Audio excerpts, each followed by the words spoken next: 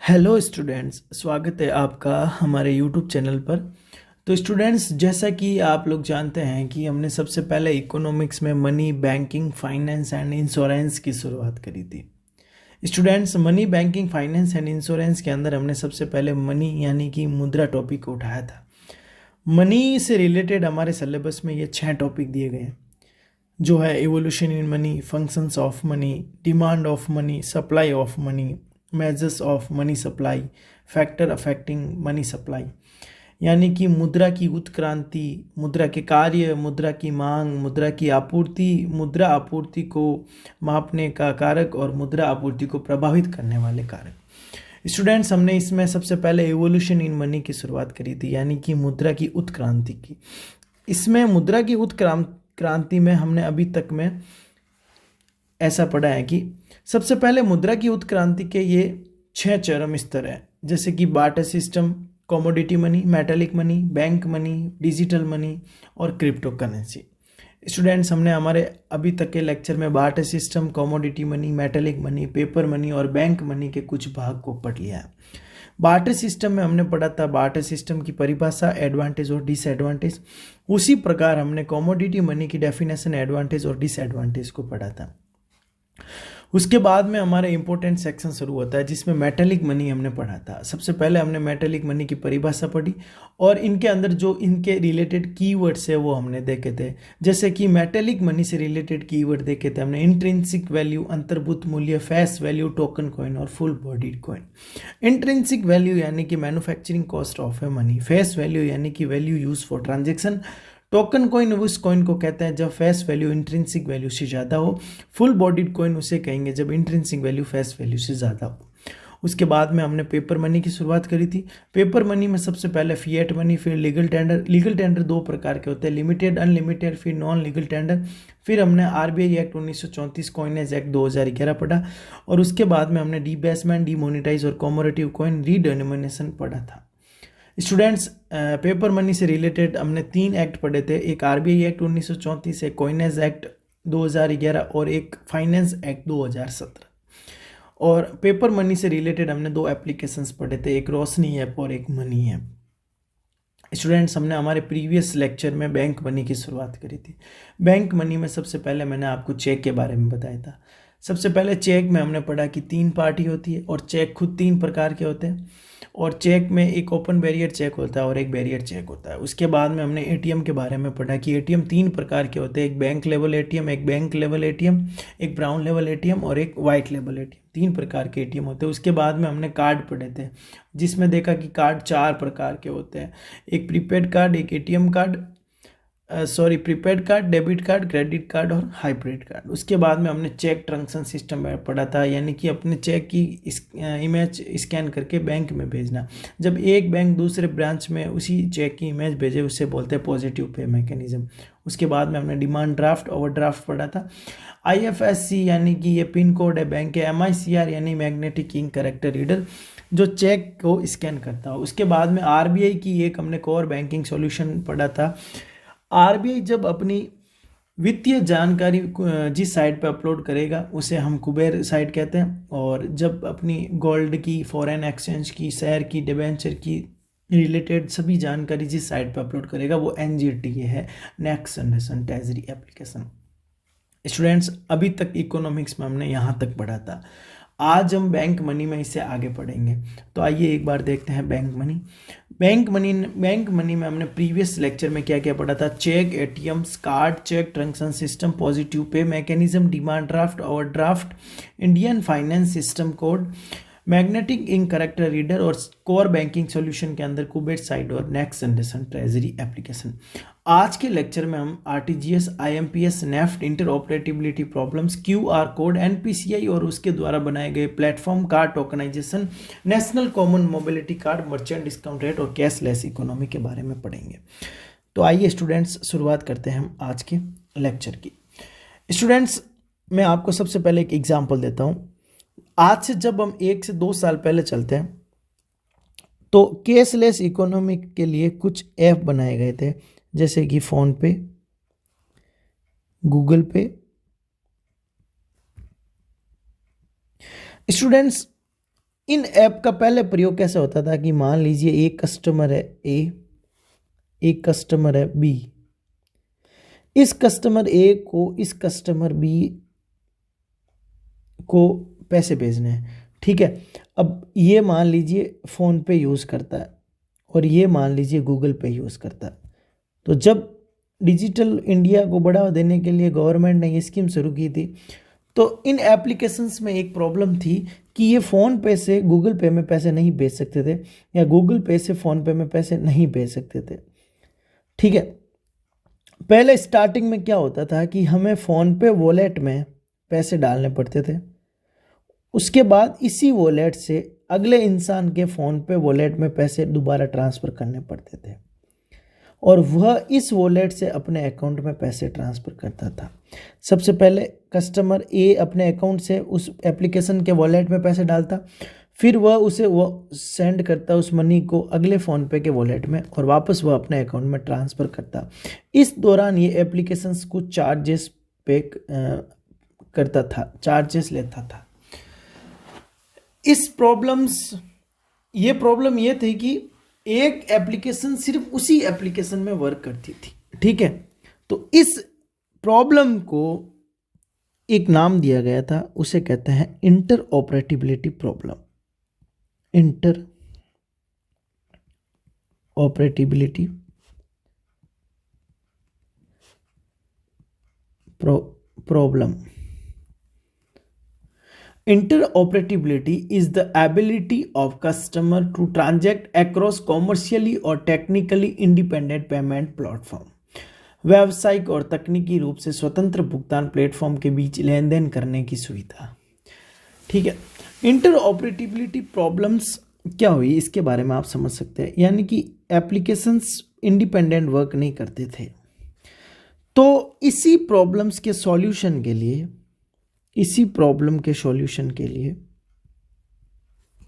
NPCI, क्या होता है एनपीसीआई? ये एक भारत सरकार की जो एजेंसी है, इसके बारे में पढ़ेंगे। एनपीसीआई ने क्यूआर कोड इंट्रोड्यूस करवाया। क्या होता है क्यूआर कोड? आइए देखते हैं क्यूआर कोड के बारे में। मान लीजिए ये है फोन पे, ये है गूगल पे, ये है भारत पे। ये सभी एक जगह से दूसरी जगह पैसे ट्रांसफ़र करने की साइट्स है, एप्लीकेशंस है अमेज़ॉन पे, ठीक है। पहले क्या होता था, फ़ोन पे से फ़ोन पे में जब एप्लीकेशन इंट्रोड्यूस हुए थे तब सिस्टम इतने अपडेटेड नहीं थे, तो ये सिस्टम चलता था कि पैसे ट्रांसफ़र इस तरीके से होते थे।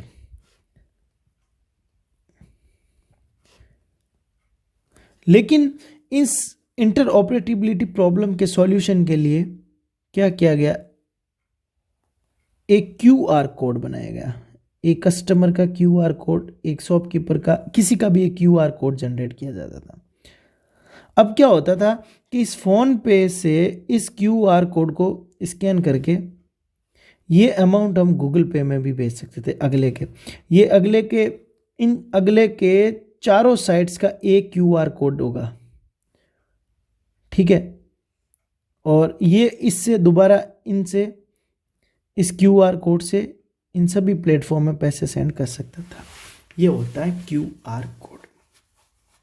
तो डायरेक्ट एक शॉर्ट में मैं आपको बताऊं तो इंटरऑपरेटिबिलिटी प्रॉब्लम के सॉल्यूशन के लिए हमने क्यूआर कोड को इंट्रोड्यूस करवाया था।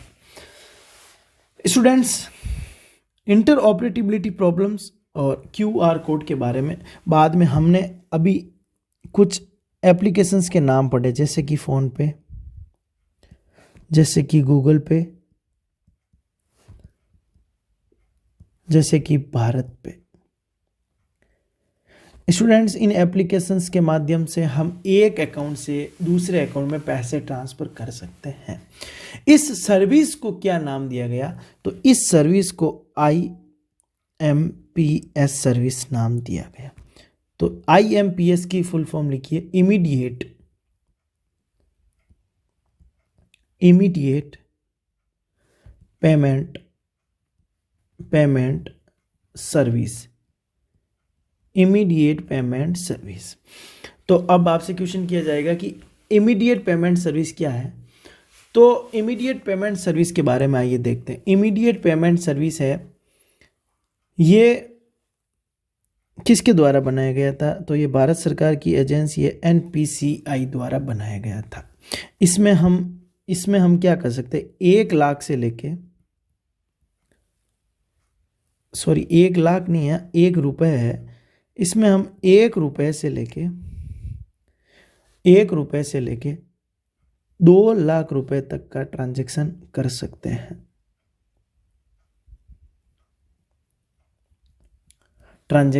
सकते हैं। ये आम जनता के लिए बनाया गया है, यानी कि बिजनेसमैन इसका प्रयोग नहीं करके आम जनता इनका प्रयोग कर सकती है। इसमें जो पैसे का सेटलमेंट होता है वो इंस्टेंट सेटलमेंट होता है, यानी कि हाथों हाथ भेजे, हाथों हाथ अगले के अकाउंट में। ऐसा नहीं है कि 2 घंटे बाद आएंगे या 1 घंटे बाद आएगा। ठीक है, ये 24/7 वर्क करते हैं।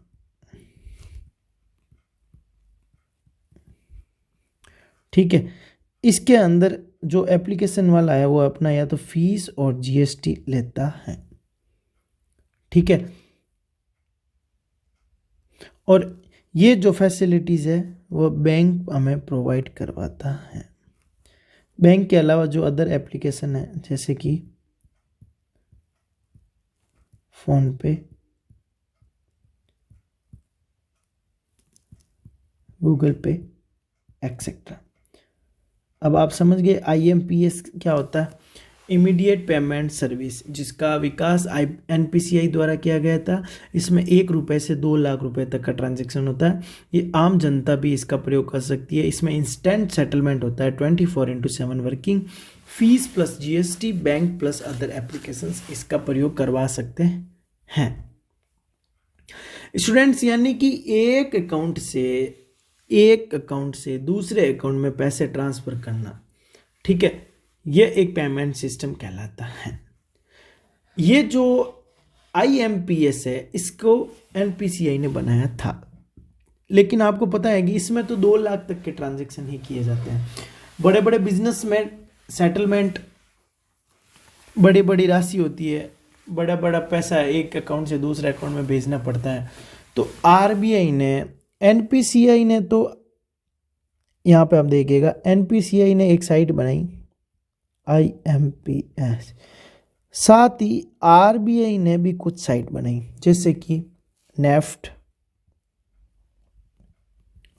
और आरटीजीएस। सबसे पहला क्वेश्चन यही बनेगा कि आईएमपीएस को किस कंपनी द्वारा बनाया गया था, आरबीआई द्वारा या एनपीसीआई द्वारा? तो आईएमपीएस को एनपीसीआई ने और नेफ्ट और आरटीजीएस को आरबीआई ने बनाया था। तो आइए अब देखते हैं क्या होता है नेफ्ट और आरटीजीएस। तो या एक काम करते हैं कि एक पैराग्राफ में तीनों को एक साथ समझ लेते हैं। तो आइए सबसे पहले यहाँ हेडिंग लगाते हैं। हम इनमें डिफरेंस किस बेस पे करेंगे। उसके बाद में पहला है आरटीजीएस,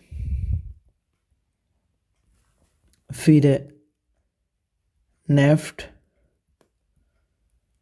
और फिर है आईएमपीएस। ठीक है, तो सबसे पहले बेस है इसका फुल फॉर्म। तो आरटीजीएस की फुल फॉर्म लिखिए, real time gross settlement. Real time gross settlement. NEFT की है नेशनल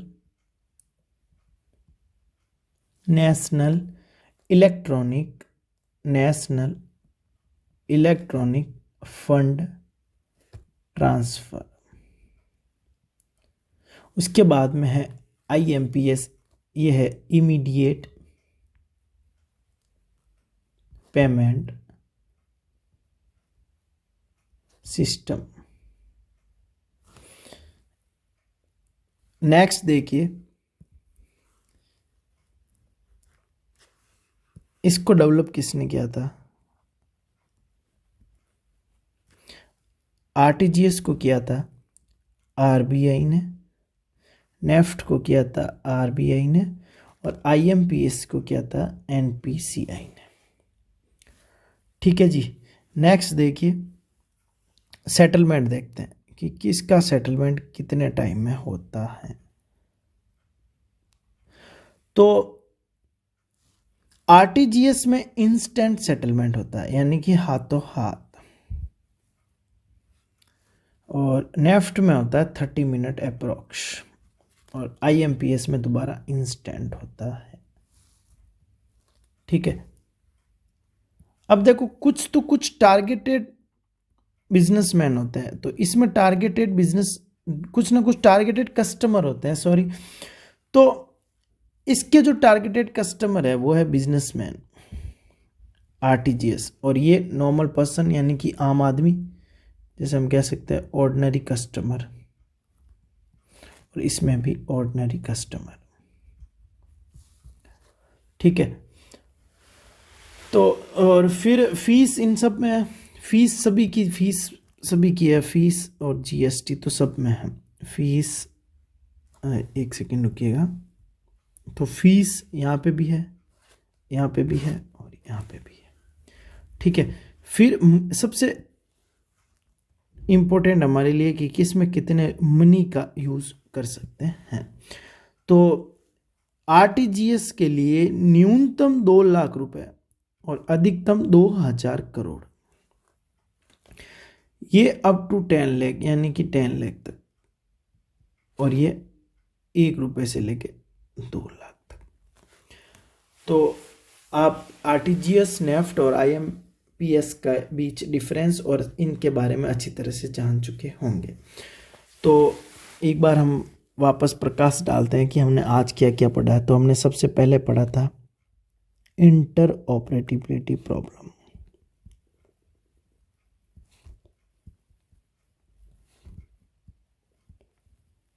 और इंटर ऑपरेटिबिलिटी प्रॉब्लम के सॉल्यूशन के लिए एनपीसीआई द्वारा क्यूआर कोड बनाया गया था। उसके बाद में हमने पढ़ा आईएमपीएस, इमीडिएट पेमेंट सिस्टम। फिर हमने पढ़ा था नेफ्ट, और फिर हमने पढ़ा था आरटीजीएस।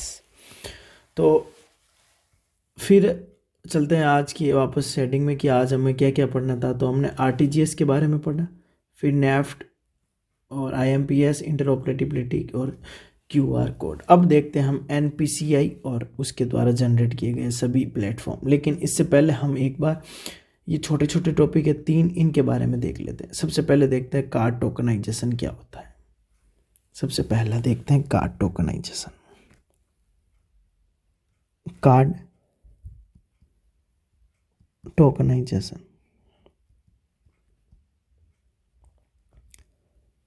स्टूडेंट्स आप सभी जानते हैं कि मान लीजिए मैंने एक फ्लिपकार्ट से मोबाइल खरीदा, ठीक है, और वो मैंने क्रेडिट कार्ड के थ्रू खरीदा। ठीक है। तो जब मैं सबसे पहले क्रेडिट कार्ड से मोबाइल खरीदूंगा, जब मैं फ्लिपकार्ट पे मेरे कार्ड से पेमेंट करूंगा, तो फ्लिपकार्ट क्या करता है कि मेरे जो कार्ड नंबर होते हैं वह अपने कोडिंग में सेव कर लेता है कि इस व्यक्ति के नाम का कार्ड नंबर है ये वगैरह। जब हम नेक्स्ट टाइम शॉपिंग करेंगे, नेक्स्ट टाइम जब भी हम फ्लिपकार्ट से शॉपिंग करेंगे, तो हमें पूरी इंफॉर्मेशन फिलअप करने की ज़रूरत नहीं है, क्योंकि ऑलरेडी उसने सेव कर ली होती है। लेकिन क्या होता है कि कभी कभी हमारे इस नंबर का मिसयूज़ कर लेती है एप्लीकेशंस, और हमारे अकाउंट के साथ फ्रॉड कर देती है। तो आरबीआई ने कहा है कि आप जो भी एप्लीकेशन यूज़ करते हैं उसमें अपने ओरिजिनल नंबर फिलअप मत कीजिए, क्योंकि वो जो भी उसकी ओरिजिनल नंबर होता है वो सेव कर लेती है वो एप्लीकेशन। तो आरबीआई ने कहा है कि आपके कार्ड का एक डमी नंबर जनरेट किया जाएगा। ठीक है, एक डमी नंबर जनरेट किया जाएगा। आप उस डमी नंबर को एप्लीकेशन में फिलअप कीजिए, ताकि जो भी एप्लीकेशन है वो आपके कार्ड के साथ किसी भी प्रकार का फर्जीवाड़ा ना कर सके। आरबीआई जब डमी नंबर जनरेट करता है, इस प्रोसेस को हम बोलते हैं कार्ड टोकनाइजेशन। कार्ड टोकनाइजेशन, ठीक है, यहां तक समझ गए आप? Card tokenization. उसके बाद में बचता है एक merchant discount rate. Next heading लगाइए, मर्चेंट डिस्काउंट रेट। ये क्या होता है स्टूडेंट्स? अभी वर्तमान में आप देखते हैं कि डिजिटल इंडिया को बहुत ज़्यादा बढ़ावा दिया जा रहा है। डिजिटल इंडिया, इसके थ्रू क्या होता है कि आप केसलेस इकोनॉमी बनाना चाहते हैं, यानी कि ऑनलाइन ट्रांजैक्शन को बढ़ावा दिया जाता है। अब देख लीजिए, मान लीजिए एक फ़ोन पे की एक एप्लीकेशन है, फ़ोन पे, ठीक है, एक कस्टमर है ए और एक शॉप है। अब ये कस्टमर इस शॉप से मान लीजिए कुछ सामान खरीदता है, ठीक है।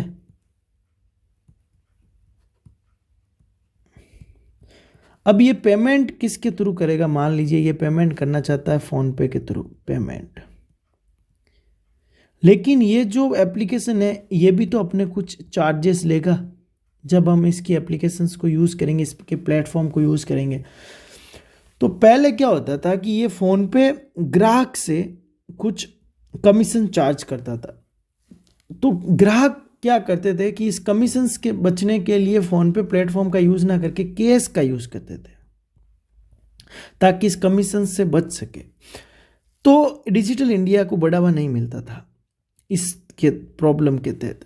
तो गवर्नमेंट ने बोला है कि आप चार्जेस इस साइड से ना करके इस साइड से कीजिए, शॉप साइड से, यहां से चार्जेस कीजिए, ठीक है। लेकिन जब शॉप से चार्जेस कटने लगे तो शॉपकीपर फ़ोन पे लेना बंद कर दिए। उन्होंने बोला कि हमने कैश ही चाहिए, हम ऑनलाइन नहीं लेते हैं। तो गवर्नमेंट ने क्या किया है कि एक साइट बनाई, एनपीसीआई की जो साइट है, उससे बोला कि आप कुछ ऐसे एप्लीकेशंस बनाओ तो वो ना तो ग्राहक कस्टमर की साइड से चार्जेस करे, ना ही दुकानदार से कुछ चार्जेस करे, फ्री ऑफ कॉस्ट प्लेटफॉर्म बनाओ। तो इस फ्री ऑफ कॉस्ट प्लेटफॉर्म पर जो मर्चेंट को, इस व्यापारी को जो डिस्काउंट मिला, उसे कहते हैं merchant discount rate. Merchant discount rate. Students, merchant discount rate ये था। अब पढ़ते हैं हम एनपीसीआई और उसके द्वारा बनाए गए platform, NPCI and platform. Students, ये आपके लिए इतना इम्पोर्टेंट है कि यहाँ पे हर एक लाइन से आपके लिए क्वेश्चन बनेगा। NPCI and platform.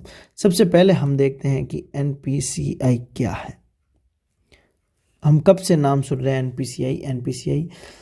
एनपीसीआई एक नॉट फॉर प्रॉफिट कंपनी है। नॉट फॉर प्रॉफिट कंपनी है। इसकी फुल फॉर्म लिखिए, national payment corporation of India. National payment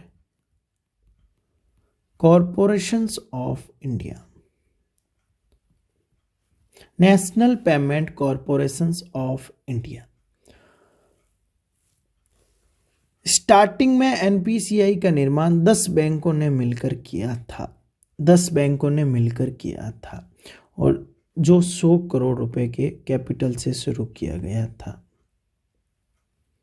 ठीक है। इसका मोटो क्या था? ये क्यों बनाया गया था एनपीसीआई को? तो एनपीसीआई को क्यों बनाया गया था? रियायती दर पर, रियायती लागत पर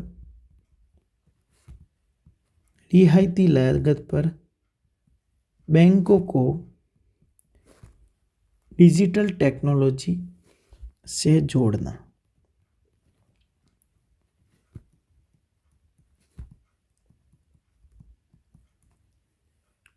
ठीक है, गरीब गांव वाले इन सब को वित्तीय समावेशन के लिए मदद करना, वित्तीय समावेशन के लिए मदद करना।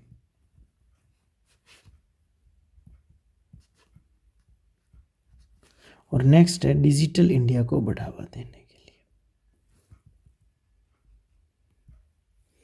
और ये 2008 में इसका गठन किया गया था और इसका रजिस्टर किस में हुआ है? कंपनी एक्ट में। अब एनपीसीआई ने इन सभी टारगेट को पूरा करने के लिए कुछ प्लेटफॉर्म बनाए हैं। तो आइए एक एक करके इन प्लेटफॉर्म के बारे में पढ़ते हैं। सबसे पहले प्लेटफॉर्म लगाइए BBPS। एनपीसीआई ने ये कौन सा प्लेटफॉर्म बनाया? तो लिखिए BBPS की full form Bharat bill payment system. ये भारत बिल पेमेंट सिस्टम होता है। ये क्या करता है कि अभी आप देखते हैं कि प्रत्येक मंथ के लास्ट में हमारे पास बिल आता है, मोबाइल का बिल, बिजली का बिल, गैस का बिल, और उस बिल को हमें एप्लीकेशंस के माध्यम से खुद को भरना पड़ता है, उस बिल को पे करना पड़ता है। लेकिन एनपीसीआई ने एक ऐसा पेमेंट सिस्टम बनाया है जिससे ऑटोमेटेड मंथली पेमेंट हो जाएगा। ऑटोमेटेड मंथली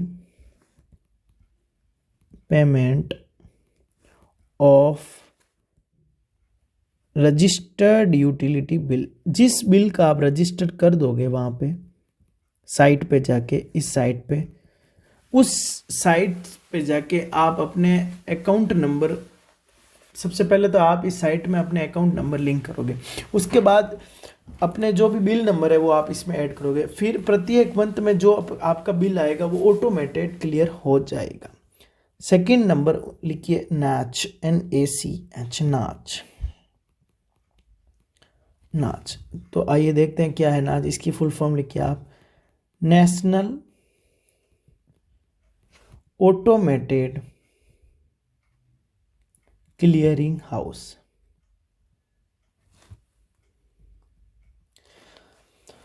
अब मान लीजिए ये तो सब एक ही घर का बिल, एक ही उस घर के बिल का उस मतलब आप समझ रहे, एक ही घर में जो अलग अलग बिल आते हैं वो आप इस प्लेटफॉर्म के माध्यम से भर सकते हैं।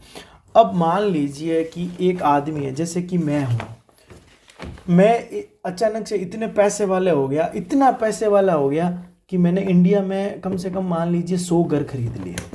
ठीक है, 100 घर खरीद लिए। एक घर मान लीजिए दिल्ली में, एक घर कलकत्ता में, एक घर पुणे में, एक घर चेन्नई में, एक घर राजस्थान में, एक घर गुजरात में। अब इस एक घर में जो मेरे बिल वगैरह सब कुछ आते हैं, एक बिजली का बिल, एक लाइट का बिल, एक फ़ोन का बिल, इस बिल को भरने के लिए मैं कौन से प्लेटफॉर्म का यूज़ करूँगा? BBPS। लेकिन अब मैं अलग अलग BBPS का प्रयोग तो नहीं करूँगा। तो एनपीसीआई ने कहा कि आप इस कंप्लीट अपने एक बल्क को, यानी कि कंप्लीट बल्क को आप एक साथ जोड़ सकते हैं इस प्लेटफॉर्म में, नाच में। तो यहाँ आप लिखिए bulk monthly payment of utility bill. जो बल्क में है ना, bulk monthly payment of utility bill. अब लगाइए थर्ड नंबर हेडिंग लगाइए NFS। अब तो छोटे छोटे हैं सब। NFS, इसकी फुल फॉर्म लिखिए आप, national financial service. National financial service. इसके माध्यम से एनपीसीआई ने सभी एटीएम को आपस में कनेक्ट कर दिया, यानी कि एटीएम नेटवर्क बनाया। नेक्स्ट एनपीसीआई ने बनाया था सीटीएस, जिसके बारे में हम पढ़ चुके हैं, cheque transaction system. Cheque transaction system short में मैं बताता हूँ, स्कैन करके इमेज को बैंक में भेजना, scanned image of cheque. Number 5 लगाइए सीटीएस के बाद यूपीआई। यूपीआई तो आपने सुना ही होगा कि क्या होता है यूपीआई, तो लिखिए यूपीआई की full form, unified payment interface. Unified payment interface.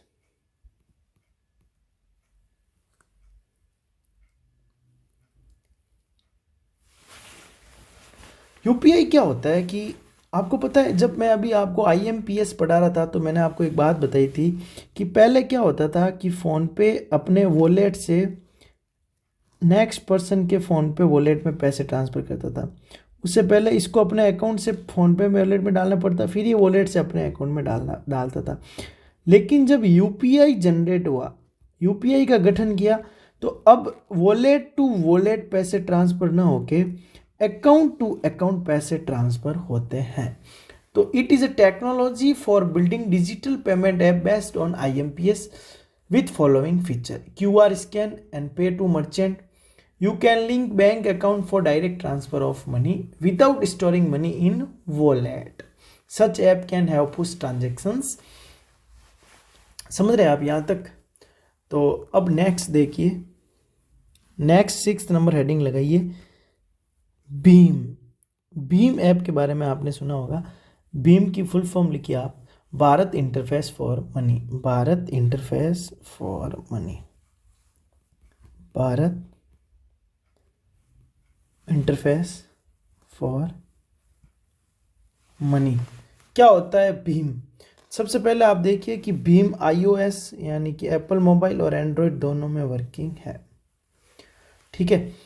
Bhim क्या होता है कि जिस प्रकार फ़ोन पे, गूगल पे ये सब होता है, उसी प्रकार भीम होता है। ये बैंक टू बैंक और पीयर टू पीयर ट्रांजैक्शन करता है मोबाइल के थ्रू।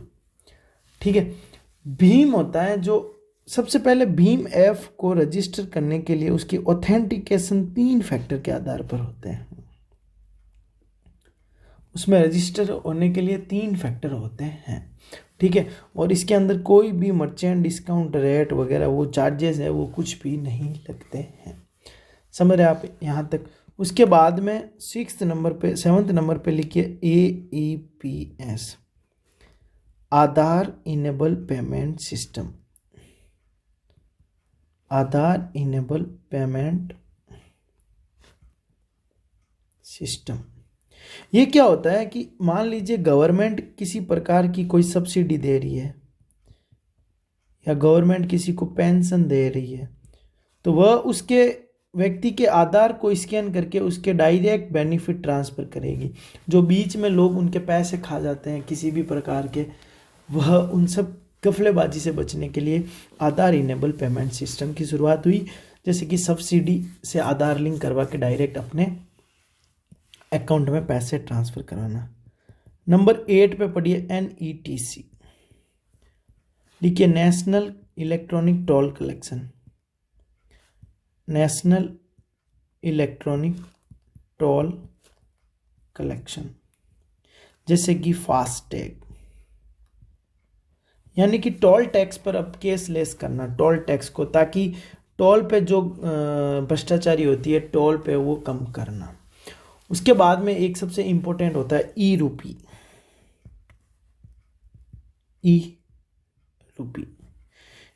ई-रूपी को एनपीसीआई ने 2021 में बनाया था। ये क्या होता है? ये भी एक तरह का डीबीटी है, डायरेक्ट बेनिफिट ट्रांसफर। इसके तहत क्या होता है, मान लीजिए एक गवर्नमेंट ने योजना निकाली कि गवर्नमेंट स्कूल में पढ़ने वाले सभी बच्चों को गवर्नमेंट फ्री में शूज अवेलेबल करवाएगी। ऐसी परिस्थिति में क्या होता है कि गवर्नमेंट या तो डायरेक्ट आधार कार्ड से लिंक करके एक एक स्टूडेंट्स के अकाउंट में शूज़ के लिए पैसे ट्रांसफ़र करते हैं या स्कूल में शूज़ ही भेज दे। देखो, अगर डायरेक्ट गवर्नमेंट शूज़ भेजती है तो साइज का बहुत ज़्यादा इशू रहता है। इसी प्रकार अगर गवर्नमेंट सभी को पैसे भेजती है तो मान लीजिए कुछ बच्चे शूज़ ना खरीदे, उसका अलग जगह यूज़ करें, तो गवर्नमेंट इन सब चीज़ों से बचने के लिए क्या करती है कि वह एक QR कोड जनरेट करती है। QR कोड जनरेट करती है और इस ये QR कोड को मान लीजिए वो स्टूडेंट को दे देगी। अब स्टूडेंट क्या करेगा, एक शॉप पे जाएगा और शूज़ परचेज करेगा। वह शूज़ परचेज करके इस QR कोड को दुकानदार को दे देगा। दुकानदार इस QR कोड को स्कैन करके अपना पेमेंट हासिल कर सकता है। इससे ताकि ना तो साइज का इशू हो और ना ही पैसों का। E-Rupee is an SMS QR code based prepaid cashless electronic voucher created by NPCI। QR code आधारित प्रीपेड नगद रहित इलेक्ट्रॉनिक रसीद जिसे भारतीय राष्ट्रीय भुगतान निगम यानी कि NPCI द्वारा बनाया गया था। यह एक प्रकार की नेशनल हेल्थ अथॉरिटी के लिए भी वर्क करता है। उसके बाद में एक साइट और लिखिए आप, NPCI द्वारा जनरेट की गई थी, नंबर 10 लगाइए, डाक पे payment app by department of post, यानी कि ये पोस्ट बैंक यानी कि पोस्ट के लिए यानी कि डाक यानी कि पोस्ट और Indian post payment bank IPPB के लिए बनाया गया है। इंडियन पोस्ट पेमेंट बैंक क्या होता है, इसके बारे में हम बैंकिंग में पढ़ेंगे। Indian post payment bank. Students, NPCI द्वारा जो भी प्लेटफॉर्म जनरेट किए गए थे 10 उनके बारे में हमने पढ़ा है। सबसे पहले हमने BBPS, फिर नाच, फिर NFS, फिर CTS, UPI, Bhim, RuPay, AEPS और E-Rupee, डाक पे और डायरेक्ट बेनिफिट ट्रांसफर पढ़ा था। तो स्टूडेंट्स, अब तक कंप्लीट हमने बैंक मनी के अंदर क्या क्या पढ़ा है उसके बारे में एक दोबारा सारणी बना के समझते हैं। बैंक मनी में हमने शुरुआत में सबसे पहले पढ़ा था चेक, फिर कार्ड, फिर ATM,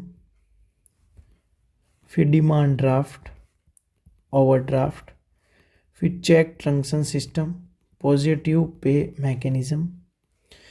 उसके बाद में हमने पढ़ा था कोर बैंकिंग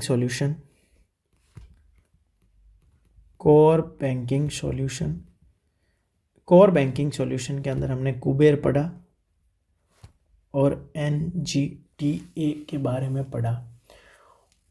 उसके बाद में हमने आज शुरुआत करी थी इंटरऑपरेटिबिलिटी प्रॉब्लम की।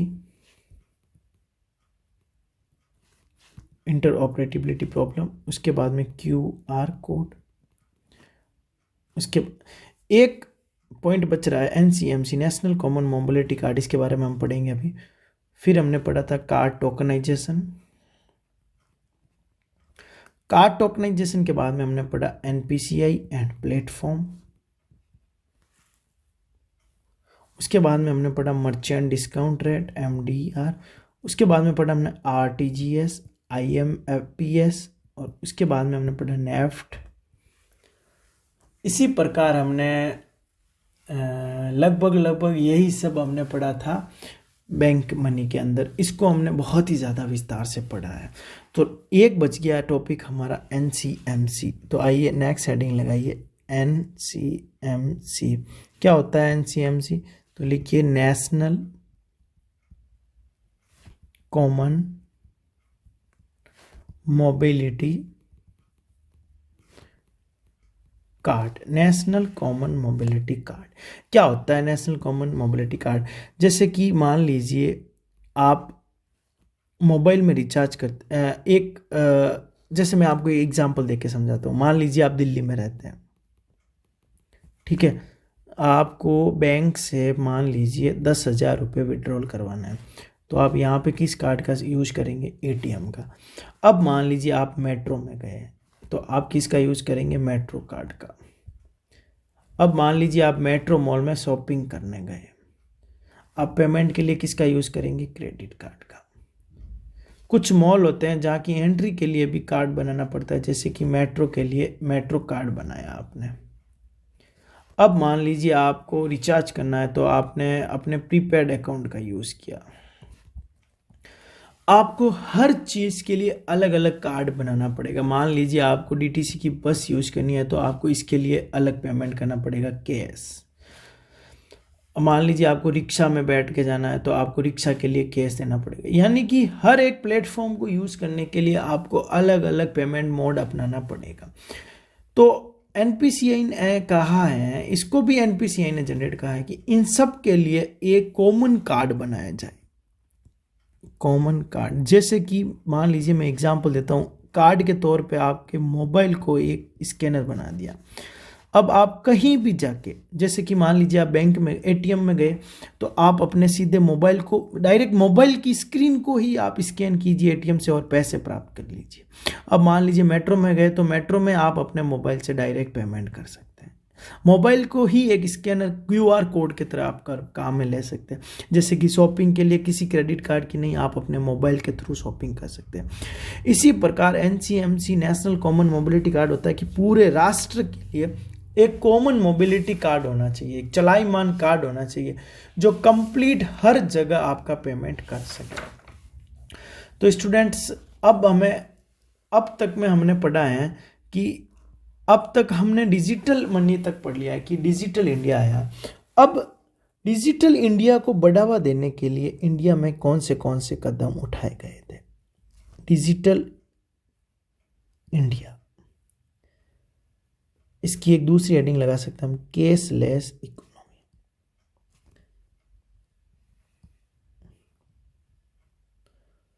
तो स्टूडेंट्स 2016 2017 इसके अंदर सबसे पहले नोटबंदी करी गई थी। स्टेप देखते रहिएगा आप। और इसी के तहत एक रतनवतल कमेटी बनाई गई थी।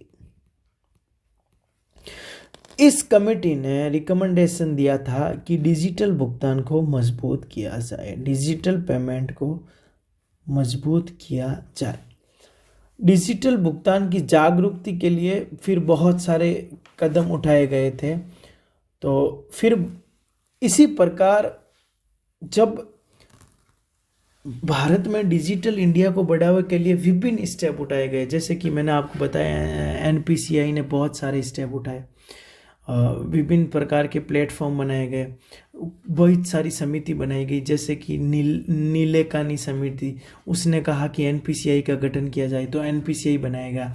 तो यहाँ पे आप सबसे पहले इसका आंसर आप खुद दे सकते हैं। हमने जो आज के लेक्चर में पढ़ा है कि गवर्नमेंट ने इन सब को बढ़ावा देने के लिए सबसे पहले एनपीसीआई जैसी संस्था का निर्माण करा और उसी संस्था ने बहुत सारे प्लेटफॉर्म बनाए ताकि आप इन सब का प्रयोग कर सकते हैं। टोल के लिए आपको पता है तो कौन सा बनाया गया था? नेशनल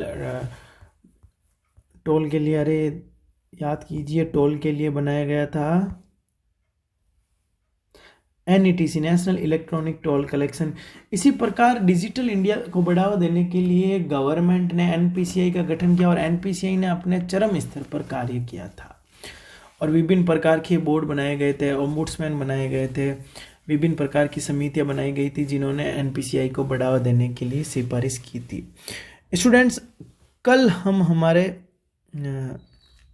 इवोल्यूशन का लास्ट चरण पढ़ेंगे, वो है क्रिप्टो करेंसी।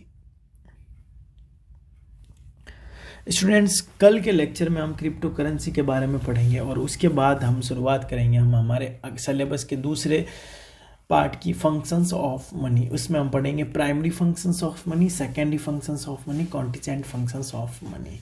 उसके बाद में demand of money, transaction motive, precautionary motive और स्पेकुलेटिव मोटिव। इसी प्रकार कल के एक लेक्चर में हम इवोल्यूशन को ख़त्म कर देंगे और उसके बाद 2 लेक्चर में हम अगले पांचों टॉपिक्स को ख़त्म कर देंगे और उसके बाद शुरुआत करेंगे हम बैंकिंग की। तो स्टूडेंट इसी प्रकार आप हमारे साथ जुड़े रहिएगा अंतिम तक। धन्यवाद।